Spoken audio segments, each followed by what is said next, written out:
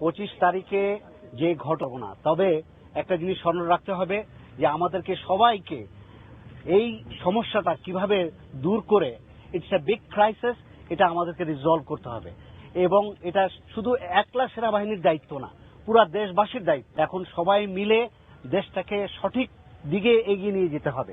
2009 সাল 25শে ফেব্রুয়ারি ঘটনাটা আপনাদের সবারই মনে আছে। বাংলাদেশে পিলখানায় ঘটেছিল। সেনাবাহিনীতে 57 জন সদস্য কর্মকর্তা নির্মমভাবে তাদেরকে হত্যা করা হয়েছিল। সহযোগিতা চাইছে, সেনাবাহিনীদেরকে সহযোগিতা হলে একমাত্র বাংলাদেশের সাধারণ জনগণ সহযোগিতা করছে। এখন আমাদের প্রবাসীরা প্রশ্ন, সাধারণ জনগণের পাশে সেনাবাহিনীরা নাই কেন? বিড়ালের মতো 500 বছর বেঁচে থাকার কোনো লাভ নাই, সিংহের মতো 1 ঘন্টা বাঁচতে চাই।